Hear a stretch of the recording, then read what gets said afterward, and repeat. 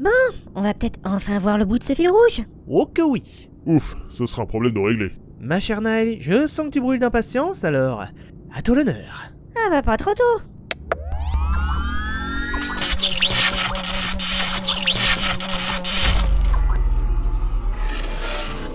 Éline!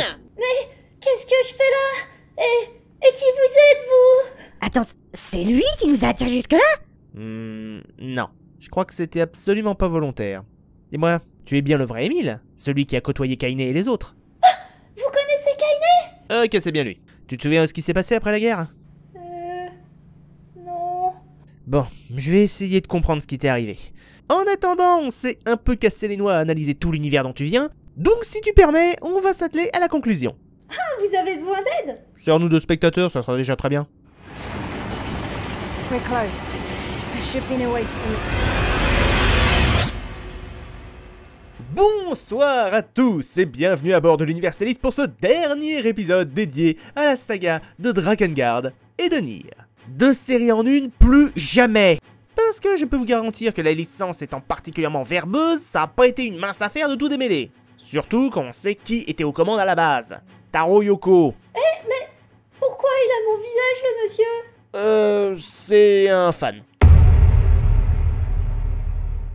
La saga est partie de très loin et a beaucoup évolué. Les Drakengard sont des mousseaux, c'est-à-dire des beat'em all où vous êtes seul contre des centaines d'adversaires, le tout entrecoupé de séquences de vol à dos de dragons. Et clairement, le premier épisode, sans être parfait, accusant une technique déjà vieillotte et limitée à son époque, s'en tirait essentiellement grâce aux phases draconiques. Son successeur sera peu ou prou un copier-coller, tandis que le troisième et dernier opus sera une catastrophe à tous les niveaux. Pour un jeu next-gen, enfin des années 2000, cet épisode va foutre la honte à ses aînés. Mais pas dans le bon sens du terme. Répétitif, techniquement à la ramasse, graphiquement inintéressant et d'une difficulté illogique, cet épisode va sceller le sort de la saga. Puisqu'à partir de sa sortie en 2014, c'est-à-dire il y a 11 ans, Drakengard ne verra plus naître le moindre titre. Heureusement, la saga a pu survivre grâce à une série spin-off, Nier. Ici, on se concentre sur de l'action RPG au sein d'un open world. Implantation de quêtes annexes, remaniement de certains systèmes, amélioration de la technique et surtout, large variété de gameplay. Même si on peut accuser le soft de s'être beaucoup trop focalisé sur le combat, dont la maniabilité est bonne sans être particulièrement extraordinaire. Et que les missions secondaires se résument à « va me chercher des trucs ». Malgré le four abyssal que le titre a subi, une communauté de fans a vu le jour, portant le spin-off au nu. Un signe pour Square Enix, qui a alors consenti à mettre en branle un nouvel épisode. D'un soft qui a fait un bid considérable, je le rappelle, hein. Là encore, je reviens pas que Square Enix ait eu les couilles de prendre un risque pareil. Et ce sera la meilleure décision du studio. Si le premier Nier pouvait être estimé comme un bon jeu, sa suite Automata tutoie l'excellence. Système de combat jouissif, maniabilité aux petits oignons, méthode de gestion d'Android et une multitude de petites idées particulièrement intelligentes parsèment le tout. Bon, on peut toujours reprocher au soft de se concentrer un peu trop sur les bastons, mais c'est largement moins problématique qu'avant. Je rappelle qu'on partait de ça à la base. Ce qui aura fait particulièrement connaître la saga, c'est notamment son système de fin alternative. Vous pouvez vous contenter d'achever le titre une fois, mais vous passeriez à côté de plusieurs autres conclusions. Des niveaux parallèles, des quêtes supplémentaires, le tout pour vous amener à aller plus loin. Il est regrettable que ça n'apportait souvent rien de neuf au gameplay, les Drakengard se cantonnant à répéter la même mécanique. Le pire étant, là encore, le troisième volume, qui a découpé un grand nombre de ces éléments additionnels en tant que DLC, vous obligeant à raquer davantage pour jouer exactement la même chose. Ouais, du début à la fin, ce jeu a été une putain d'arnaque. Pour Nier, le système d'évolution permettait de rouler sur les ennemis de plus en plus facilement, puisque votre niveau persistait à grimper, contrairement à celui des adversaires. Là où Automata préférera nous faire incarner de nouveaux personnages, comme 9S et ses capacités de piratage, ou A2 et sa furie cancéreuse. Donc en termes de fun, autant je vous convierais à tester le premier Drakengard, ne serait-ce que pour le connaître. Et encore, c'est une invitation assez molle et peu convaincue. Le deuxième ne représente pas grand chose de plus intéressant, et le dernier est un énorme doigt d'honneur du studio à votre attention pendant qu'il chip dans votre porte-monnaie. En revanche, pour les Nier, faites-vous plaisir. Si le premier épisode est juste sympathique, il n'est pas déplaisant pour autant, là où Automata est un véritable bijou. Bon, il a quelques éraflures le bijou, hein, on va pas se mentir, notamment à cause de certains points de lag que les modeurs ont dû régler à la place des développeurs, mais globalement, ça reste sans hésiter le meilleur titre de la saga. On va maintenant passer à ce qui fait le sel de cette œuvre, à tous les sens du terme. beaucoup de gens sont archi fans de l'univers de Drakengard. Parce que c'est de la dark fantasy médiévale, et qu'avoir un tel genre dans les jeux vidéo à l'époque, c'était exceptionnel. Mieux encore, le titre avait le cran d'aborder des thèmes sombres et matures. La cruauté, l'inceste, la lâcheté, la folie. Bordel, qui d'autre aurait eu les couilles de parler de ça dans un jeu vidéo? Certainement pas Final Fantasy ou Kingdom Hearts, on est d'accord. Mais je vais être obligé de briser vos souvenirs nostalgiques avec la délicatesse d'un Panzer. C'était pas très bien écrit. Si l'ambiance était plus qu'appréciable, au niveau intrigue, c'était assez moisi. Notamment avec les branches parallèles qui enchaînaient les paradoxes et les incohérences. On dit souvent que ces fins alternatives sont trop compliquées pour être comprises. Mais c'est pas le cas. Si vous ne les avez pas pigées, ce n'est pas parce que vous êtes trop stupide, c'est parce qu'elles n'ont aucune logique, amenant ainsi à des what the fuck scénaristiques qui sortent de nulle part. Le deuxième épisode préférera éviter de mettre les pieds dans la partie sombre et crue, nous offrant une suite volontairement plus lumineuse, comme un JRPG classique. Ce qui d'une part rend le titre monstrueusement manichéen et prévisible, mais alors en termes d'écriture c'était encore pire. Enfin, quand je dis pire, vous vous en doutez, Drakengard 3, qui à la base avait été conçu pour refaire le premier opus en mieux. Autant vous dire que c'était un échec sur toute la ligne. Non seulement l'histoire est incohérente, s'efforce de cacher les motifs des actes de chacun jusqu'à la toute dernière séquence, sans aucune autre raison que de vous forcer à continuer. Mais en plus, son ambiance est ratée. On passe de la dark fantasy à une fantasy potache edgy. Elle n'est pas dark et mature, elle utilise des éléments violents et sexuels pour avoir l'air mature. Le tout en distillant des vannes foireuses et des blagues pipi caca dans toute l'intrigue. J'ose même pas imaginer la tronche du fan du premier épisode qui tombe sur ces scènes. Pour ce qui est de Nier, on sent que Taro Yoko a enfin eu les coups des franches. Parce que oui, je ne le précise que maintenant, sur les Drakengard, il était pas mal limité. Si le premier épisode a été censuré en Occident, dites-vous que la version japonaise était censurée elle aussi. Ouais, c'était tellement trash et hardcore que Square Enix a dû demander à ce que le mec se calme sur certains points. C'est peut-être pour ça qu'il avait été exclu du projet pour la suite.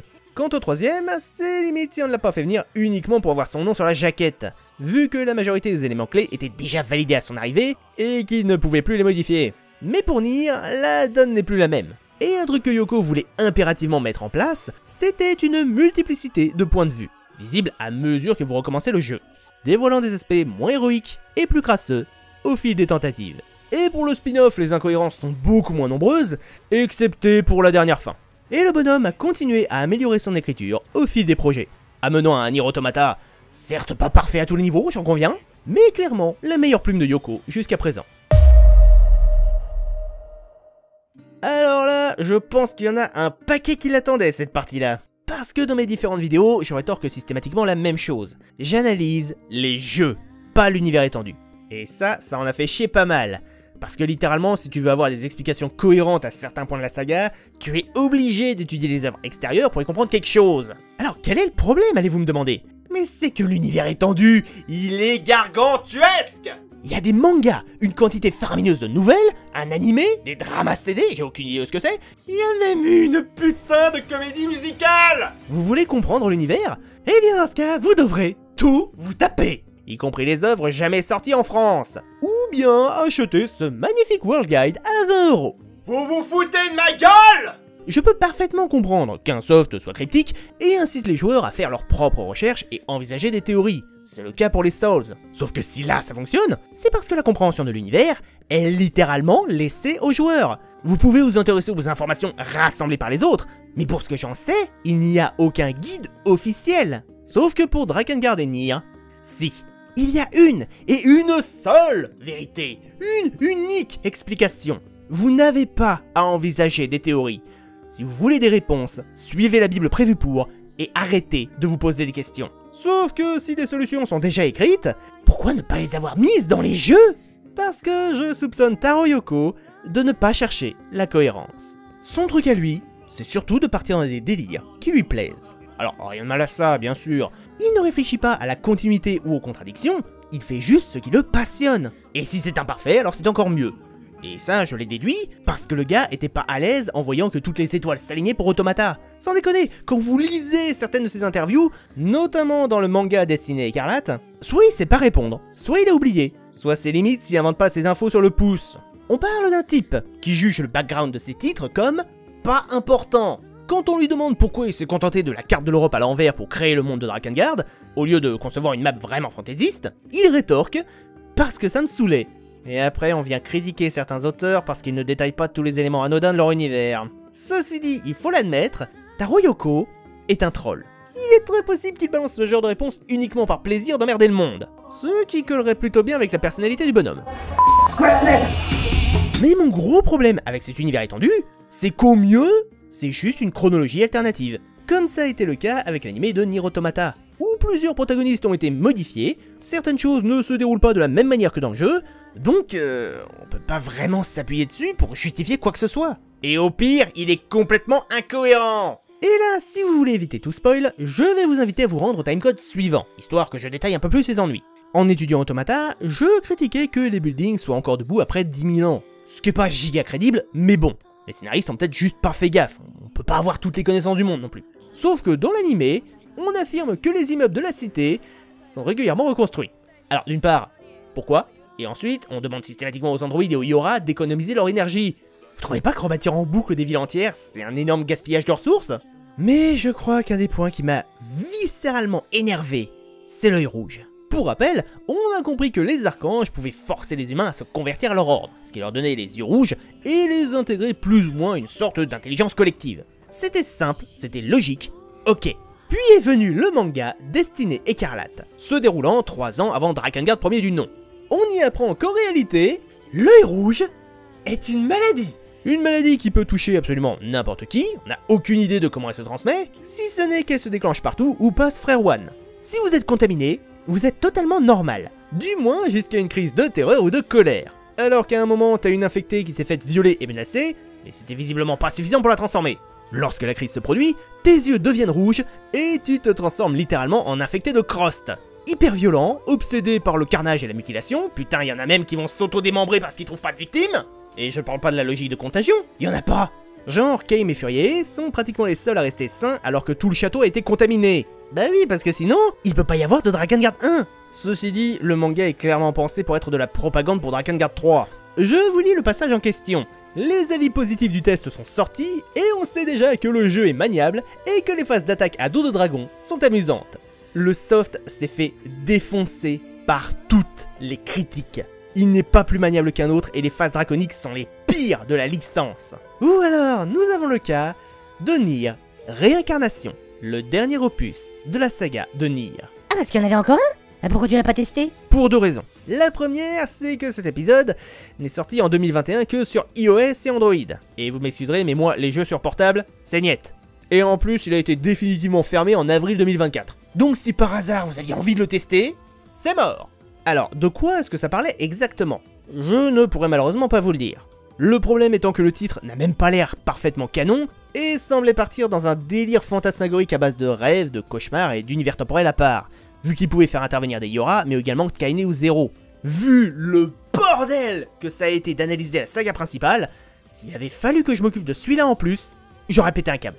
Bref, si vous souhaitez en savoir plus sur le détail exact des mondes de Drakengard et Nier, je vous invite à jeter un œil au wiki de fandom correspondant, Drakenpedia et Nierwiki. Je vous mets les liens en description. Bon, ils sont entièrement en anglais, donc je vous redirige aussi vers le site de Grimoire Cendre, qui lui est dans la langue de Molière. Mis à part ça, je voudrais finir en abordant le cas d'une théorie sur l'ensemble de l'univers. Alors pour le coup, contrairement à toutes celles que je vous ai faites dans les épisodes précédents, elle n'est absolument pas de moi. Je l'ai vue passer sur le net, et je l'ai trouvée particulièrement fun, donc je souhaitais vous la partager. Cette théorie, c'est que Nier et Drakengard serait en fait un seul et même monde, bloqué dans une boucle temporelle. On sait que le monde de Drakengard est similaire au nôtre, mais qu'un énorme cataclysme a eu lieu, provoquant l'apparition de tout un tas d'éléments surnaturels et de magie. L'humanité s'y serait adaptée, subissant l'émergence des invoqueuses, et surtout, les invasions constantes des archanges et de leur dimension du chaos. Du moins, jusqu'à leur extinction définitive dans la fin C de Drakengard 2 en 1117. Car avec cette fin, Noé n'aurait pas seulement fait disparaître les dragons, mais également l'ensemble des créatures de fantasy, que ce soit les elfes, les ogres, les sylphes, ainsi que la magie. L'humanité aurait alors peu à peu oublié ces événements, les considérant comme de simples légendes, avant de reprendre le cours de son évolution. Puis arrive l'an 2004 à Tokyo. En affrontant la reine démoniaque dans la fin E, Kaim et cette dernière auraient été emportés dans une faille spatio-temporelle qui les aurait emmenés là. causant l'apparition de l'albinovirus, l'extinction quasi totale de l'humanité et l'avènement des Gestalt et des réplicants.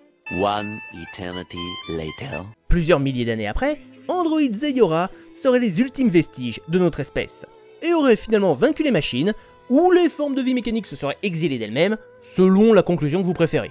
La Terre enfin pacifiée, les automates auraient travaillé sur les données des réplicants envoyés sur la Lune. Des informations de génome malheureusement incomplètes. Ils auraient alors tenté de multiples expériences afin de les recréer. Ces tentatives auraient amené à la naissance de tout un tas d'êtres intelligents, tels que les dragons, les elfes et les sylphes. Parallèlement, rappelez-vous, la nature a continué à évoluer au fil des siècles, et nous n'avions pu voir que la partie du monde systématiquement exposée au soleil. Imaginez donc que, parmi les animaux, sans humains sur le dos, certains aient changé pour devenir des gobelins, des ogres ou ce genre de choses. Puis quelques millénaires plus tard, une nouvelle faille spatio-temporelle serait apparue, transportant tous ces êtres vivants dans le passé, en l'an 856, causant le fameux cataclysme. Et la magie alors? D'où elle sortirait? Eh ben c'est évident, la magie n'a jamais existé. Pardon? On s'en est rendu compte dans l'épisode de Nier, l'arme ultime qu'est Émile, les grimoires, tout ça n'a rien de magique. Tout a été créé par des scientifiques.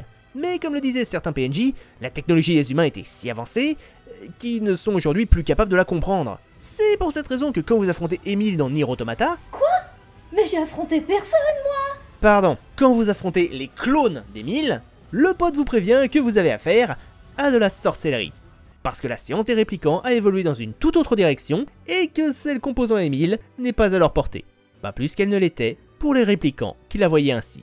Donc, quand tout ce beau monde sera renvoyé dans le passé, c'est une technologie si avancée qui est tombée aux mains des humains médiévaux que ces derniers l'ont prise pour de la magie. Et vous voulez 2 arguments en faveur de cette théorie? Quand vous jouez à Drakengard premier du nom, la sorcellerie que vous employez est systématiquement liée à une lame, comme si chaque arme avait été agrémentée d'un élément high-tech permettant d'user d'un pouvoir. Et le deuxième raisonnement, on peut le voir dans Drakengard 3, Cathedral City. Une ville apparue lors du cataclysme de 856 et qui aurait contenu une académie d'envoûtement, autorisant sa diffusion dans le monde. Mais une catastrophe occulte finit par détruire la cité, et 5 ans après, la magie devient de plus en plus rare et limitée à certains porteurs. Probablement parce que toutes les connaissances technologiques permettant de la faire fonctionner ne sont plus accessibles. Et donc, le dernier moyen de lancer des sorts, c'est de mettre la main sur des artefacts de l'époque. Je sais pas si vous allez apprécier cette théorie, ni même si elle va vous sembler logique, mais moi, je l'aime beaucoup. Bien, il est maintenant temps d'attribuer une note à la licence dans son ensemble, et du coup, ça va lui donner 10 sur 20. Ouais, clairement, Nier et surtout Automata relèvent pas mal le niveau, mais en tant que saga dans son ensemble, je vais avoir du mal à vous la conseiller. Au contraire, je vous inviterai plus à considérer Automata comme un jeu unique, sans aucun lien avec le reste. Peut-être avec Nier, et le premier Drakengard si vraiment vous êtes chaud. Mais pour le reste, ça n'en vaut pas la peine. Alors, c'est vraiment de là que je viens? C'est ça. Je pense qu'après la guerre, tu as dû perdre connaissance. Ton véritable corps doit être paumé quelque part dans ton monde, incapable de bouger. Après tout ce temps, ton esprit a inconsciemment cherché un moyen de s'évader, et tu as fini par te connecter ailleurs. Carrément à travers un autre univers? Émile reste une des entités les plus puissantes de ce monde, et l'Universalis c'est pas un point fixe, donc c'est pas invraisemblable. Alors, qu'est-ce que je vais devenir?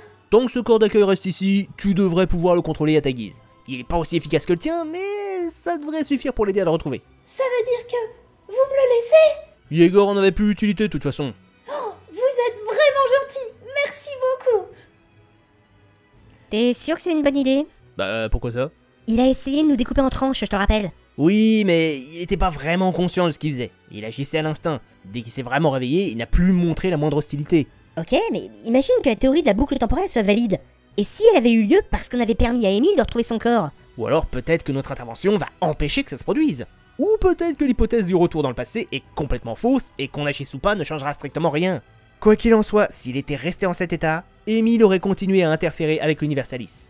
Au moins, il aura repris conscience et gagné un objectif. Ouais, j'espère que ça ne retombera pas sur le coin de la gueule. Théoriquement, non. Mais enfin, parle pas de malheur non plus, on n'est pas à l'abri d'une catastrophe scénaristique. Sur ce, j'espère que toutes ces vidéos vous ont plu. D'ici là, je vous souhaite une excellente soirée et à bientôt à bord de l'Universalis.